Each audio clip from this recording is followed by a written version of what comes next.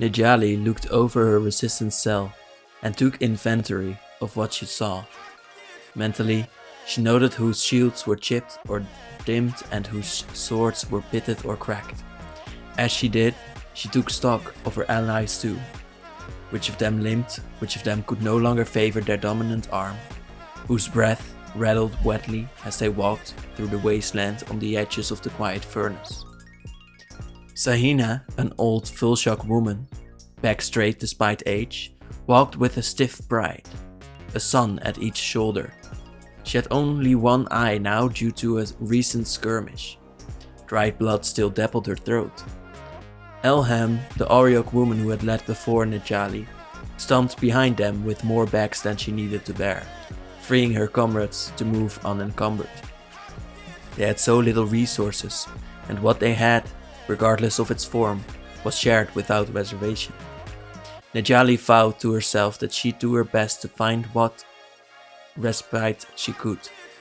It wasn't long ago when she'd been alone, wandering the ruins of Mirax with her firebird Othari, looking for some sign, any sign, no matter how small or improbable, that there were others who had survived the Phyrexian massacre of her village. Now, people depended on her, trusted her. Nejali wondered if the honor would ever stop feeling so heavy. She was startled from her brooding by Othari's clarion scream. At the firebird's screech, Nejali's cellmates closed ranks, a perfect synchronous motion, tensing immediately for an ambush. None came. There was no sign of encroaching Phyrexians, no telltale scratch of skittering claws on stone, no moan of steam from a Goliath, nothing at all. But Othari wouldn't have risked giving away their location if it wasn't important. Balls hammering in her throat, Nejali looked over her people again, desperate to understand what she had missed. It hit her then. "Rajana," whispered Nejali. Nejala launched into motion before any of her cohorts could answer, racing back down the red-lit corridor. Othari in pursuit overhead. Rajani had taken the role of rearguard as she always did, but she wasn't there. Nejali ran through the possibilities in her head. Had Rihanna been jumped by one of her scrapped chiefs? If she had, the rest of them should have been enveloped by Phyrexians. It made no sense that they'd have stopped at Rihanna. Never mind the fact that Urabrask, by all accounts, had insisted the Marins be left alone. Hot steam gusted from the rightmost wall, revealing the presence of a narrow passage she'd missed before. A crack in the metal surface, barely enough to fit a humanoid figure. Through the gap, Nejali saw a familiar silhouette. It was Rihanna, inching backward toward the ledge, an ocean of magma burning orange below. In front of her, an imposing humanoid figure, its left arm transmuted into an oversized scythe, the gold of its original skin almost entirely obscured by iron pleats. It had been a woman once, Auriok, on the ground, Rihanna's weapons. Forgotten, abandoned. In her face, an expression Nejali had never seen her childhood friend wear, a desperate hopelessness, like her heart had been broken irreparably. "You are finally ready to be made perfect," said the aspirant in a woman's voice, low and halfway familiar. It reached for Rihanna then, an arm outstretched, a strange tenderness in the gesture. And, to Nejali's surprise, Rihanna choked back a sob. A less impulsive woman might have waited for reinforcement, or at the very least a better understanding of the circumstances, but for better or worse, Nejali was a creature of instinct, as much flame as her firebirds. So forward she went, hands balled into fists, her gauntlets shone in that scorching light. She bellowed a challenge. One echoed a heartbeat by Othari a second later, the firebird rushing past Nejali in a tremor of glowing wings. He tore at the aspirant's face as it turned.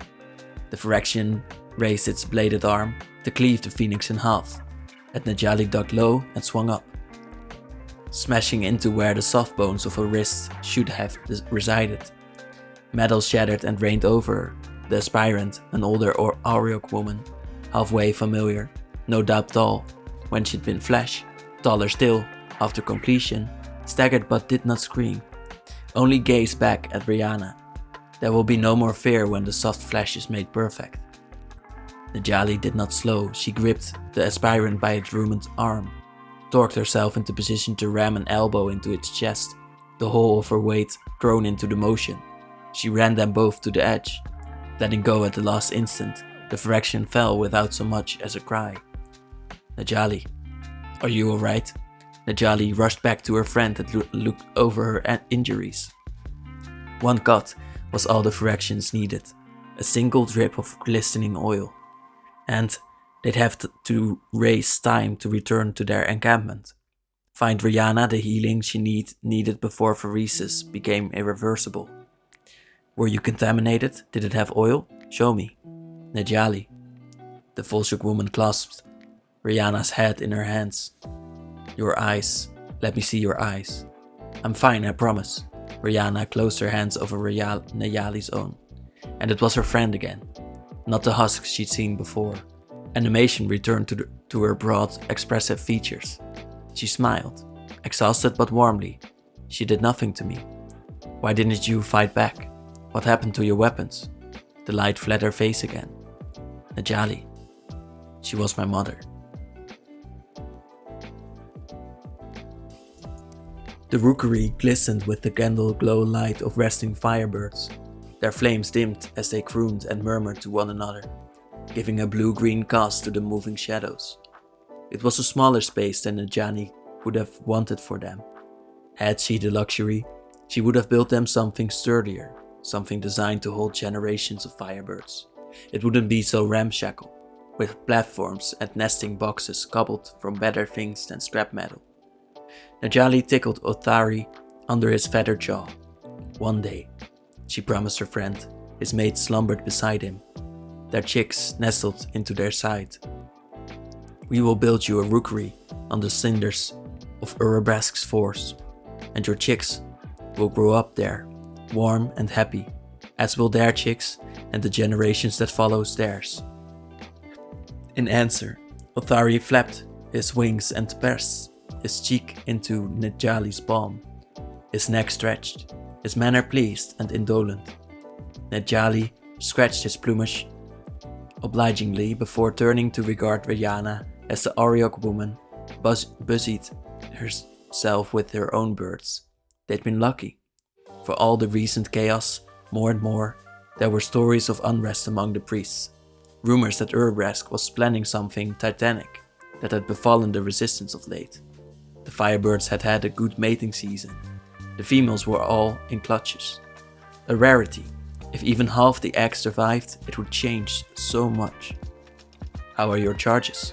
Said Najali, picking her way past the dozen firebirds to Rihanna's side. Childless, said Rihanna, her tone flat. She stepped aside then to reveal what her tall frame had been hiding. A nest of shattered eggs, oozing a phosphorescent yolk. It was a mercy that there were no traces of the lost chick, and that the mother was young enough to be indifferent to her offspring, more preoccupied with courting the attention of a neighboring male. What happened? Said Najali, wincing. The last thing she wanted for her friend was another tragedy. Skitterlings, maybe? Said Rihanna, still with that hollow tone of voice as she sifted through the shards. Wouldn't be surprised if it were rats. Regardless, it doesn't matter. The clutch is dead. Just like my mother. Najali swallowed. If I had known. You couldn't have. I didn't know. Not until she was there, asking me to join her. I could have asked you, said Najali, unable to shake the certainty that she had failed horrifically, and the terrible price would need to be paid. I could have fought first before acting. We might have been able to save her. We might have been able to do something. Her voice cracked at the last word. She wouldn't have been happy, said Rihanna, making eye contact with Najali. Her voice softened. My mother, she was a timid woman. Glass rather than steel. Everything frightened her. Everything was a portent of death or worse.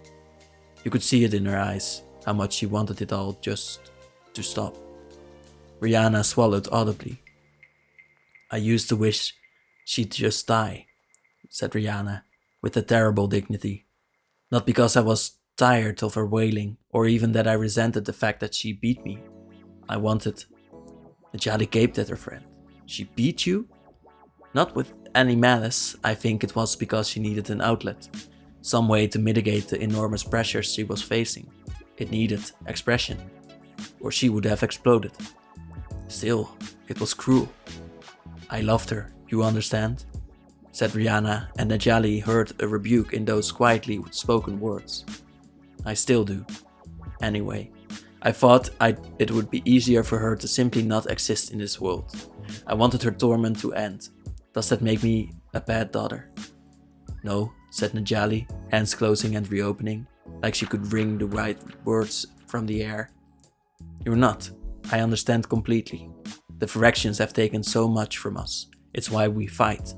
What befell your mother, we can make sure it won't happen to anyone else. Rihanna inhaled, her breath shivering. What if Phyrexia is right? Don't joke like that, said Najali. I know we say that what they've done is a sin, a violation of the soul, but you should have seen my mother, Najali. She was calm. She has never been calm. I've never seen her enjoy a day of peace. Even in her sleep, she would mumble and weep and moan. The version that I met today, she was at rest, I think. Horror flowed through Najali. She could see where the ends of the sentence led, and the thought of it being spoken aloud, of Rihanna giving breath to those words, made Najali want to scream.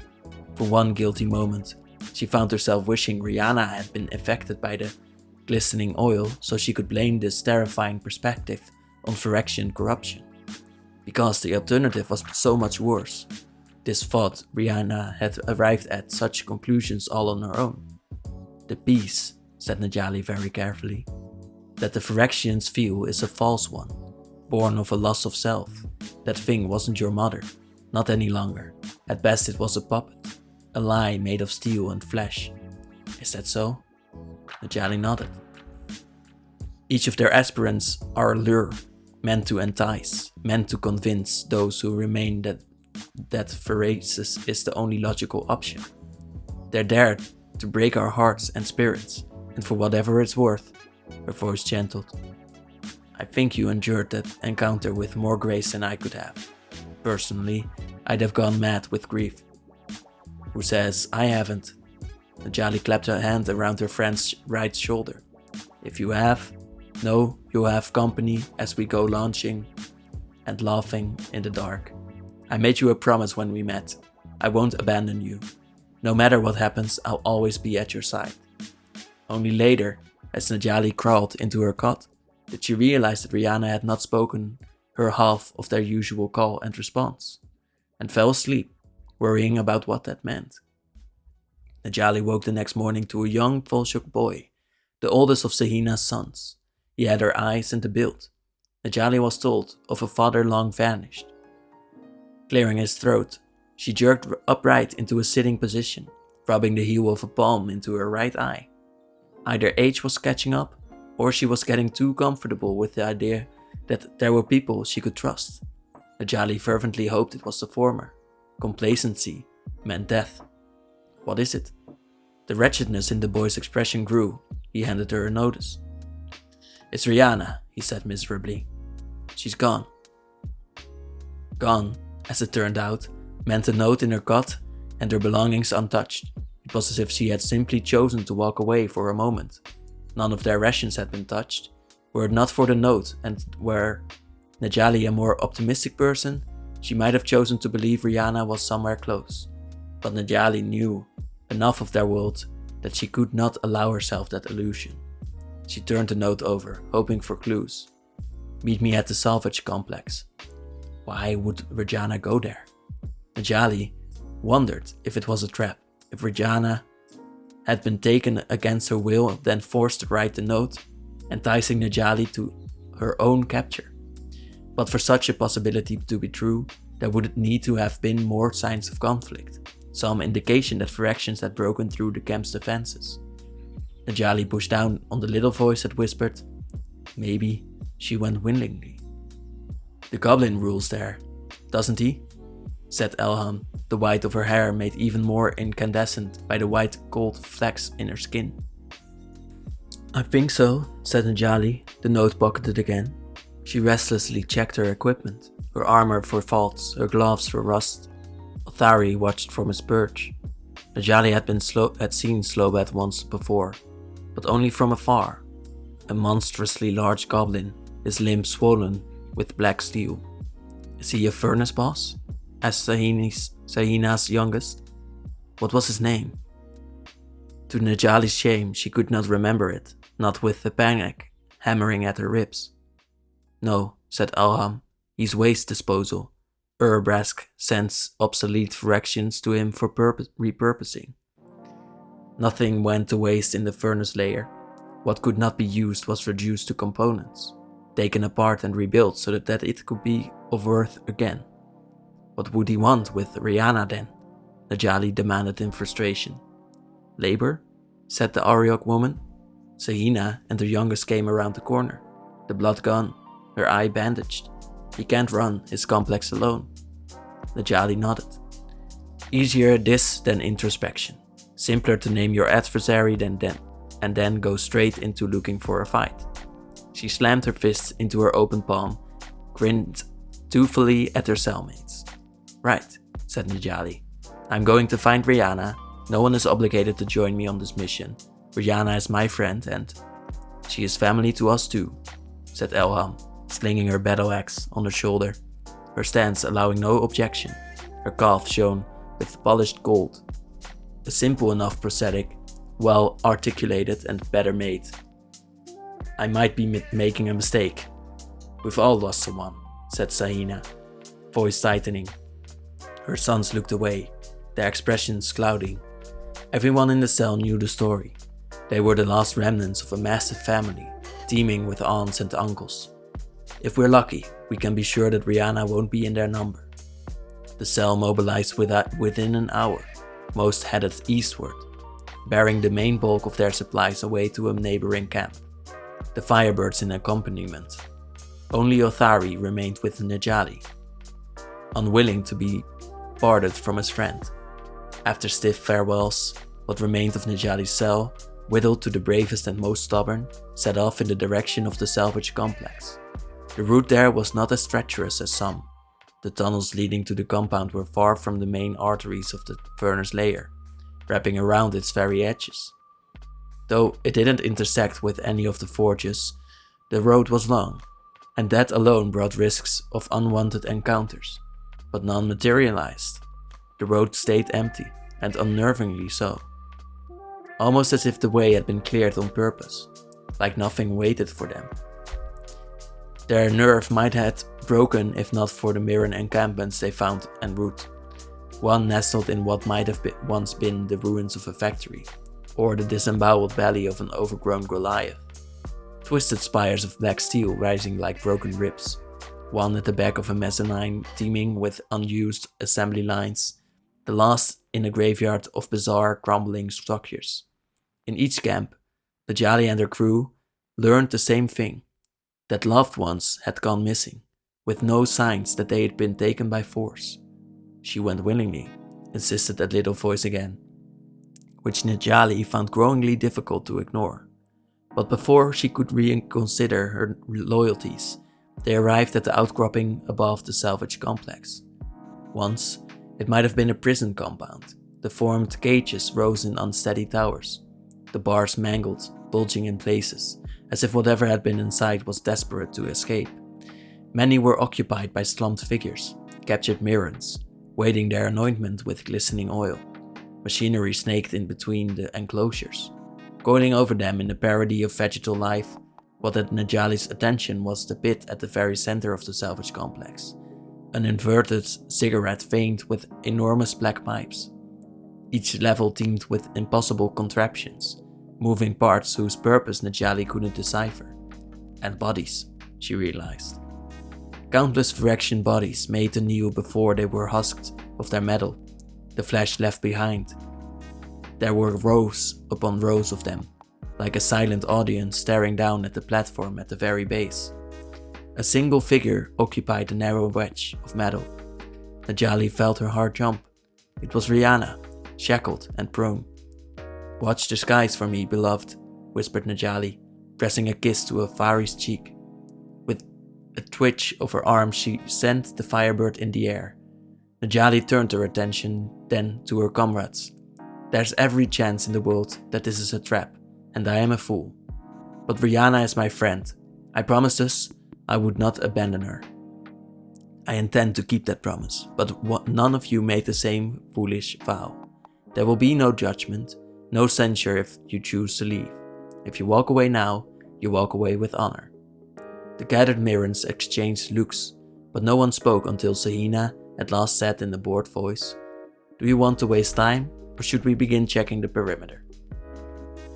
They made 3 full circuits of the salvage complex before Najali gave up. For all intents and purposes, the location was unguarded. Their air purity detector revealed no telltale increase in toxic particles, the usual sign of hidden fractions. It was empty, save for Rihanna and that assembly of corpses. "What now?" said Elham after they returned to their original vantage point. She stared down at where Rihanna was, distraught. "I don't know," Najali wanted to say, only she could not. They were relying on her. Elham was looking to her, waiting for her orders. The woman had been a hero, a mentor, and she had trusted Najali to take over when she stepped down. Najali swallowed hard. "I'm going down on my own." That startled Elham. "It's reckless." "It's strategic," Najali countered. "If we miss something, if this really is a trap, the focus will be on me, giving the rest of you time to retaliate. What if it turns out we're outnumbered? Then you run." "Najali." "You have my orders," said Najali, hoping they would only hear her authority, not the tremble in her voice. She knew what her bravado might mean: completion. Often Najali wondered how much of the original remained after pheresis had set in. If enough of a mind remained to scream endlessly at what the body was made to do, if she would scream too. "An honor guard," snarled Sahina, coming up from her right, stubborn as iron. "Fine," Najali snapped. 3 of you with me, the rest of you to your stations." The Mirrans saluted her, dispersing, save for the vulshiok matriarch and her 2 sons, who looked so agonizingly young in the wash of red light. In tight formation, they followed her down to the pit, Sahina serving as vanguard, her sons flanking Najali. Much like their journey to the salvage complex, their expedition to Rihanna was without incident. The dead Phyrexians remained inert, statue-like, for all that Najali was certain that at any minute they would leap at the 4 of them, a howling mass of maimed flesh. Nothing came. They stopped and stepped onto the platform. It swayed under their weight. Nothing enough to raise concern. Rihanna did not respond. She lay there instead, faced away, her breathing shallow and irregular. "Rihanna," whispered Najali, coming to her knees beside her friend. With care, she turned Rihanna over onto her back. The vulshiok, despite her stillness, was awake, eyes open, fixed on nothing, expression clouded with the same misery Najali had seen the night before her friend walked away into the dark. "Rihanna," said Najali again, like her friend's name was a spell. "It's me. We're going to get you out of this." The vulshiok woman blinked once, lashes long and black as oil. Her gaze focused. The agony in her expression strengthened. "I'm sorry, Najali. I was just so exhausted." Najali shook her head. "Nothing to be forgiven. We're family," said Najali, the first time she had ever put the sentiment to words. Her voice thick with emotion. Her attention was riveted by the chains knotted around Virgiana's wrists and arms. They were of unusual design, sleeker than what the Phyrexians often used, less like oxidized sinew, more beautiful. "And family stays together." "I'm sorry," Virgiana said, again in lieu of an answer, her fingers brushing Najali's, running up her forearms, something contemplative in the movements, as though she was evaluating her friend, or more precisely, a decision she represented. "I truly am." The air quickened. A sheen of red-orange light traveled up Virgiana's arms, over her restraints, up and across Najali's knuckles. The ladder jerked backward, instinctive. A split second later, the light darkened and corporealized into a knot of chains. Landing on the platform with a thunk, Regina, no longer bound, sat up, placidly, blinking at her cellmates like they were strangers. I knew it, snarled the matriarch. Traitor! What did they promise you, Regina? Najali bade, furious that her fears, that little voice, the one that whispered, were proven right. Najali scanned her surroundings. Too late for them to run, but the four of them could still buy the rest of their cell time. She just had to give the signal, made sure the rest knew to eschew last-minute heroics. Her gaze rose to the smoke-choked sky. Othari was nowhere to be seen. Had he been caught? No, impossible.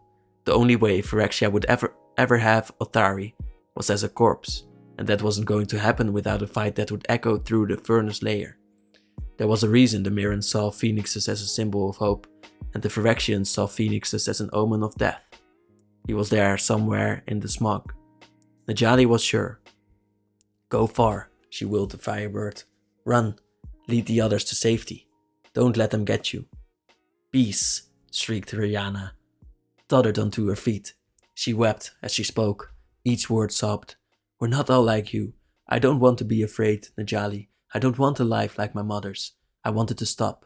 Don't you understand? I want this to end. I want the perfect peace that my mother was given. Slobad, he promised that there will be peace, and I will be returned with the people I love, and long, and miss. And you will be, came a new voice from behind Najali, a voice surprisingly normal, given its origins. She rolled around to see Slobad on the edges of the pit. Najali had seen him once before, but only from afar, and thought little of him then. Just another Phyrexian horror in an army of millions. Now, she was just close enough to wince at the full truth of him. His small, goblin form was embedded in a massive construct of cables and sheaths of metal plating. One shoulder bearing an epaulet adorned with a triptych of shrieking goblin heads. And Najali could see where Slobad's limb had been shorn off, where they'd been amputated at the joint and soldered to the exoskeleton of his golem-like Phyrexian body. It's a golem. We're not your enemy, he said. Out there, the world is hard and cold and it takes everything. Friends, family. But here, we're safe. We're family. We have all the people we love. Huh? Slobad looked down at his massive hand and then at the quartet. You're Najali. Her companions took position, weapons at the ready. Death before completion, Najali thought. I have no fear of you. Why shoot you? Nothing cruel here, huh? We don't want to hurt any of you. We just want you to be reunited with the ones you loved, said Slobad softly. The Mirrans look to you for leadership. Will we not guide them home to those who love them? Father, whimpered one of the younger vulshiok. His spear clattered from his hands. An aspirant stood beside Slobad, a vulshiok man, antlered, almost entirely robed in steel. Stay focused, she warned her allies. Don't falter. I offer you a choice. You four, said Slobad, for the rest of the Mirrans in hiding.